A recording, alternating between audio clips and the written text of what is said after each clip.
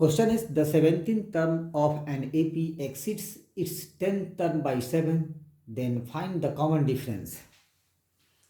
अब इसके सॉल्यूशन करने जा रहे हैं। नमस्कार दोस्तों, अब इसके सॉल्यूशन करने जा रहे हैं। आप देखेंगे इसमें समझना क्या है। The 17th term of an AP exceeds its 10th term, बस यहीं पे ध्यान दीजिएगा। 17वां टर्म 10वें टर्म से बढ़ रहा है, ठीक है ना। कितना से? 7 से, मतलब कि दोनों के बीच का डिफरेंस 7 है। तो करना क्या है इसमें, आप मान लिया कि गलती से आप 17 term minus 10 term is equal to 7 लिख दिए तो ठीक है, बट गलती से अगर 10 term minus 17 term is equal to 7 लिख दिए तो गलत है। तो हमें करना क्या है, क्या कह रहा कि 17 term of an AP exceeds 10th term by 7। अब जिस टर्म से बाई 7 हो उस टर्म में 7 जोड़ दो। आप समझ गए, मतलब दोनों को बराबर कर देना है। ये बड़ा है इस टर्म से 7, तो इस टर्म में 7 जोड़ देंगे तो इसके बराबर हो जाएगा 17वां टर्म का। 10वें टर्म में 7 जोड़ेंगे तो 17 टर्म के इक्वल होगा, मतलब कि 17th term equal to 10th term plus 7। मैं ये बतलाना चाहता हूं, क्योंकि गलती क्या होती है, अगर कर दिया आपने गलती से 17 term minus 10th term upon 7 तो ये ठीक है, बट आपने अगर 10th टर्म, क्योंकि कह रहा है एक्स 10 टर्म हो जाती ये गलतियां या डिफरेंस दे दे कि the 17 term of an AP और 10 टर्म का डिफरेंस 7 है, तो उसमें गलती आ जाएगी। तो हमें क्या क्या करना है, अब ये लिख दिए अपॉन 7 तो ये गलत हो जाएगा, ठीक है। इसीलिए हम क्या करेंगे, इस पे ध्यान नहीं देंगे। देखेंगे क्या क्वेश्चन कि 17वां टर्म 10वें टर्म से 7 ज्यादा है, ये ज्यादा है उससे, तो इस टर्म में 7 जोड़ देंगे, इक्वल हो गया। अब क्या करना है, आपको पता है 17 टर्म मतलब A17, मैं ऐसे समझाता हूं, A17 equal to A10 plus 7, ठीक है। 17वां टर्म का मतलब A17 और 10वां टर्म का मतलब A10, ठीक है। तो ये क्या होता है, A प्लस 1 कम 16D, जो भी टर्म पूछे फार्मूले में 1 कम A10 10वां टर्म तो कितना A प्लस 9 इक्वल टू 7, ठीक है। A plus 9D common difference, तो जो भी टर्म पूछे उससे 1 कम, अगर 17 है तो 16D, 10 है तो 9D, ठीक है। अब यहाँ पे A है, यहाँ भी A है, दोनों A कैंसिल, तो बचेंगे 16D और 9D प्लस 7। ये 9D लेफ्ट साइड में आएंगे तो हो जाएंगे 16D minus 9D equal to 7, तो होगा 7D इक्वल टू 7, दे D इक्वल टू 1। कैसे? D इक्वल टू 7, ये 7 राइट साइड में आएगा तो डिवाइड करेगा 7 को तो आएंगे 1, ठीक है। तो ये सॉल्यूशन है। नेक्स्ट क्वेश्चन है which term of an AP 3 15 27, इस तरह से एपी है, will be 132 more than its 54th term, 54वां टर्म, ठीक है। इसको मैंने पहले ही सॉल्व कर रखा है, मैं समझा दे रहा हूं कैसे होता है। क्वेश्चन क्या कर रहा, आप इसको भूल जाए, सिर्फ क्वेश्चन देखिए, व्हिच टर्म कौन सा नहीं पता, मान लिए ए, समझ गए। व्हिच टर्म हमें नहीं पता तो मैंने माना एन, ठीक है। और कह रहा ऑफ एन एपी दिया हुआ है, इस एपी में ए इक्वल टू क्या है, ए इक्वल टू है 3 और डी की जरूरत होती है, डी इक्वल टू है किसी भी अगले टर्म से पिछले को घटा दो। जो भी एपी दिया हुआ है किसी भी अगले टर्म से जस्ट उसके पिछले वाले टर्म को घटा देंगे तो कहलाता है डी, मतलब 15 माइनस 3 तो कितना हुआ 12, बस ये जानना है, ठीक है। आपको सॉल्व करना डायरेक्ट ऐसे कर सकते हैं, इसमें कोई रिस्ट्रिक्शन नहीं कि लिखना है a equal to 3 b equal to ये, आप कर सकते हो, ठीक है। हमें सिर्फ पूछा जा रहा है कि कौन सा टर्म, ये हमें पूछा जा रहा है। इस क्वेश्चन का आंसर है सिर्फ 65th टर्म, 65वां टर्म। सॉल्व कैसे करते हैं वो मैं समझा रहा हूं। ये एपी दे दिया, कहा था will be 132 more than its 54वें टर्म से 132 ज्यादा हो। कौन सा टर्म नहीं पता, लिख दिया इक्वल टू 54वें टर्म से 132 ज्यादा।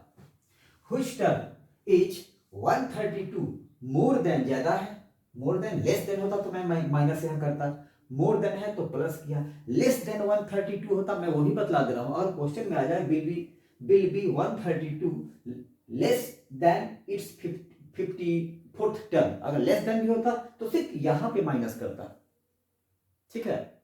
तो इसीलिए मैं पहले ही ये करके रखा हूं समझाने के लिए, ताकि मैं एक क्वेश्चन और इसी के साथ समझा दूं कि अगर यहाँ मोर देन की जगह पे लेस देन हो तो यहाँ पे माइनस।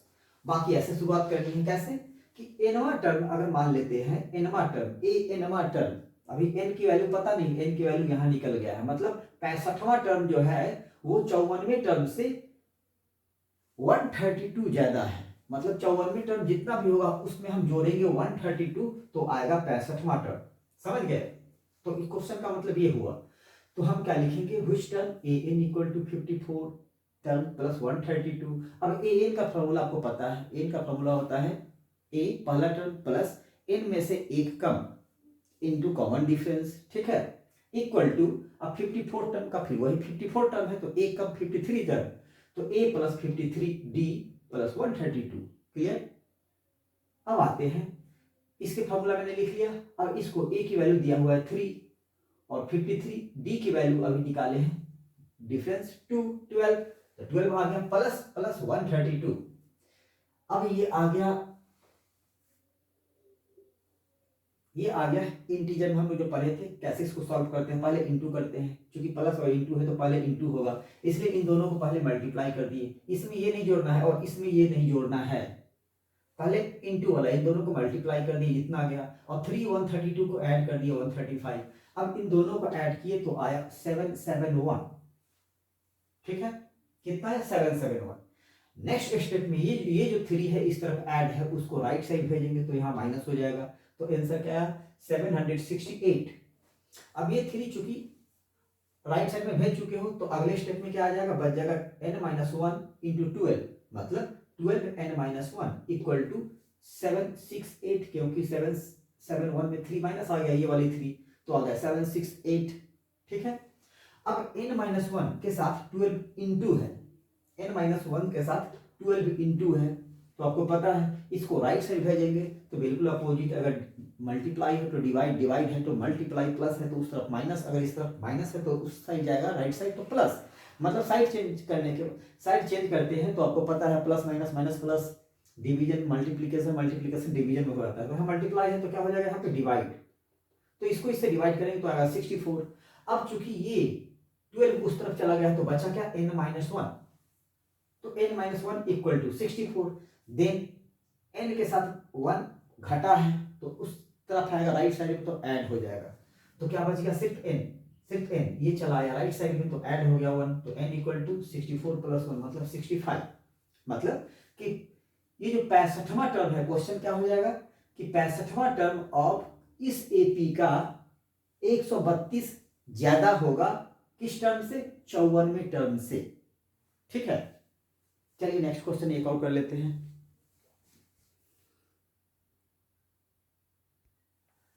नेक्स्ट क्वेश्चन है, how many multiples of 4 lie between 10 and 250, मतलब कि कितने 4 के मल्टीपल हैं जो 10 और 250 के बीच में हो, जैसे 4 का टेबल पढ़ेंगे, 4 2 जाए 8, 4 3 जाए 12, 4 4 जाए 16, 4 5 जाए 20, ऐसे। तो कह रहा है कि हाउ मेनी मल्टीपल्स ऑफ 4 का टेबल पढ़ते जाओ, आप पढ़ते जाओ, और वो 10 और 20 के बीच में आए, तो हम तो जनरली 4 का टेबल 10 तक पढ़ते हैं, है ना, बचपन से तो यही सीखे हैं। तो अब हम क्या करना क्या है, हमें कि 4 का टेबल पढ़ना है, जो ऐसा पढ़ना है कि 250 के बीच में आए, तो कुछ नहीं करना है, हमें करना है, हाँ एक ये और, अगर ऐसे क्वेश्चन कुछ भी आए, मैंने शायद पिछले वीडियो में एक 7 यहाँ पे था और कुछ नंबर था 3 डिजिट का, तो उससे घबराने की जरूरत नहीं है, 3 डिजिट हो 2 डिजिट हो, अगर 2 डिजिट होता है यहाँ पे क्वेश्चन आता, थोड़ा सा समझेंगे, सारे क्वेश्चन इस टाइप के जितने भी क्वेश्चन है किसी भी कंपटीशन के किसी भी क्लास के लिए, इस टाइप के कितने भी क्वेश्चन हो सॉल्व हो जाएंगे, बस ध्यान देना है करना क्या है। क्वेश्चन अगर आ जाएगा हाउ मेनी मल्टीपल्स ऑफ 4 की जगह पे कोई भी नंबर, इतना तो क्लियर हो गया। अगर क्वेश्चन पूछे कि हाउ मैनी मल्टीपल्स ऑफ 4, अगर 4 ना हो, 5 हो, 6 हो, 7 हो, कुछ भी कोई भी नंबर हो, क्लियर।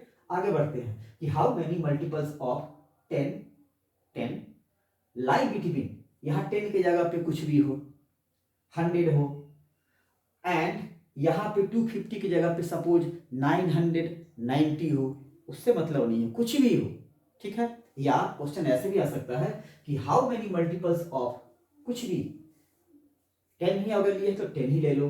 लाई बिटवीन, यहां पे चेंज करके लिख दे लाई बिटवीन 2 डिजिट्स नंबर, ठीक है, कि how many multiples of 10 lie between 2 digit number, ठीक है। How many multiples of 7, 8 lie between 3 digit number, समझ गए। मतलब 3 डिजिट का नंबर है, 2 डिजिट का नंबर हो। तो सबसे पहले इसको सॉल्व करते हैं। अब मैं शॉर्ट में उसको भी समझा देता हूं, बिल्कुल सेम आंसर है, बिल्कुल घबराने की जरूरत नहीं है। तो है how many multiples of 4 lie between 10 and 25। बस हम इसको चूंकि नंबर दिया हुआ है 10 और 25, ठीक है। तो अगर छोटा नंबर है तभी हम जान सकते हैं, छोटा नंबर 4 का टेबल पढ़ेंगे, 4 1 जा 4, 4 2 जा 8, 4 3 जा 12, ठीक है। तो 12 तो एक ऐसे ही आ गया, क्या आ गया, 12 तो पहला ऐसे ही आ गया, ठीक है। उसके बाद आता है 4 3 जा 12, 4 3 के बाद 4 4 जा 16, 4 5 जा, ऐसे करते जाएंगे। तो ये नंबर है, कहां से, यहां से शुरू होगा और यहां तक लेना है। तो पहला तो ये हो गया, 10 आएगा नहीं क्योंकि बिटवीन है, तो 10 छोड़ देना है। तो 10 के बाद आता है 12, 16, 20, 24, 28, 32, ऐसे 36, 40 ऐसे आते रहेंगे। लेकिन 250 तक कहां तक हम जाएंगे, नहीं जा पाएंगे ना। तो हमें क्या करना है कि 250 को डिवाइड करना है 4 से, बस तरीका यही है, जिससे कि गलती बिल्कुल नहीं होगी। यहां भी अगर टेबल है तो मान लिया कि यहाँ 100 की जगह पे है 200, 100 की जगह पे है 76, 72, 85, इस तरह से कोई नंबर है, तो क्या करेंगे, यहां तो नॉर्मल था तो आपने कर लिया, तो कैसे करेंगे, तो इसको भी आप डिवाइड करोगे 4 से, समझ गए। मतलब जो भी नंबर दिया हुआ हो उसको हम 4 से डिवाइड करेंगे, तुरंत कर लेंगे डिवाइड। 4 से 4 2 जा 8, बच गया 2, रिमाइंडर कितना बचा 2। इसका मतलब हुआ कि 10 में से 2 माइनस करेंगे, वो नंबर 4 से डिविजिबल है, तो 10 से 2 माइनस करेंगे तो कितना आएगा 8। तो 8 डिविजिबल है किससे,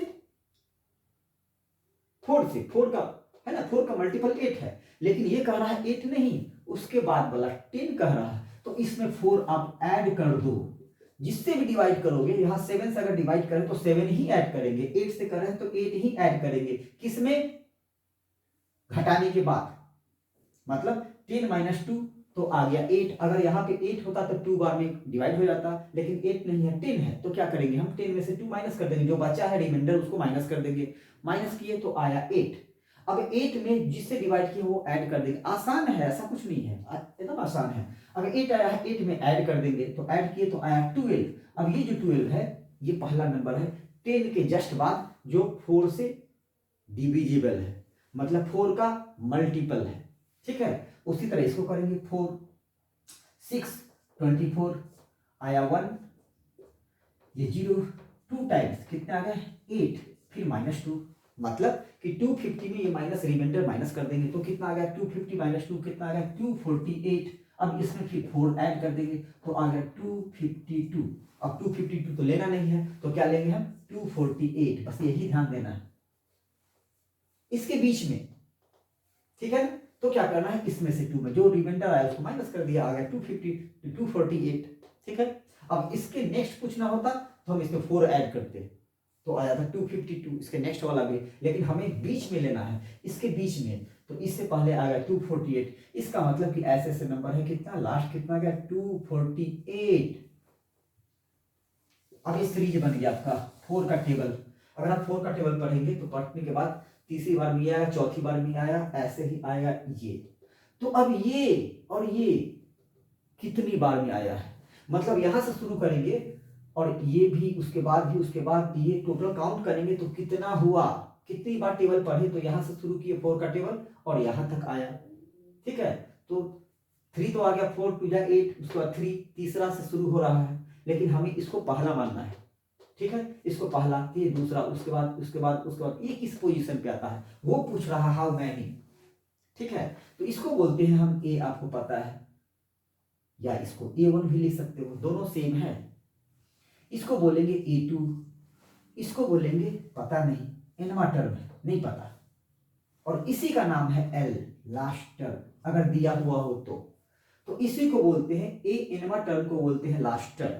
ठीक है, ये लास्ट टर्म हो गया। आपको पता है लास्ट टर्म का फॉर्मूला L इक्वल टू होता है A plus n-1D।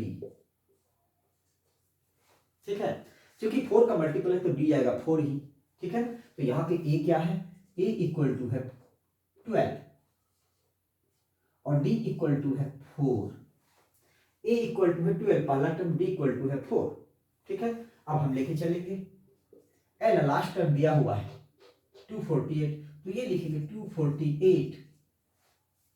A given है 12 प्लस n, यही तो निकालना है कौन सा टर्म है, एनवा टर्म, और D दिया हुआ है 4।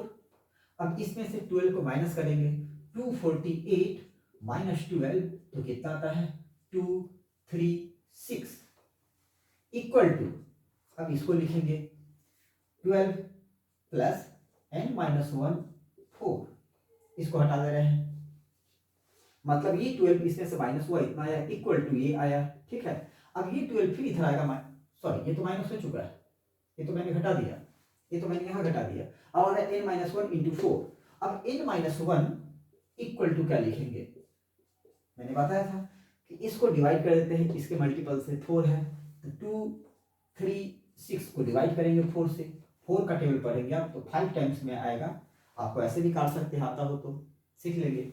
1 डिजिट को 4 से काटेंगे, नहीं कटेगा, तो 2 डिजिट लेंगे 23 को 4 से काट के देखो, 5 बार में आता है, 5 बार में आता है 20, तो बच गया 3, और उसके बाद कौन सा है 6, तो 36। अब फिर 4 का टेबल पढ़ो, 36 कितनी बार में आता है, तो आता है 9 बार में। ठीक है, 10 n-1 इक्वल टू 59, तो n इक्वल टू क्या हो जाएगा 59 प्लस 1 मतलब 60। इसका मतलब कि 4 का मल्टीपल 10 से और 250 के बीच में कितने हैं 60 हैं, 60 होंगे। ऐसे 12 16 20 ऐसे काउंट करते जाएंगे, ऐसे काउंट करते जाएंगे, तो 248 60वां होगा। ठीक है, तो एक क्वेश्चन ऐसे है। नेक्स्ट एक और देख लेते हैं अगर टाइम हो तो।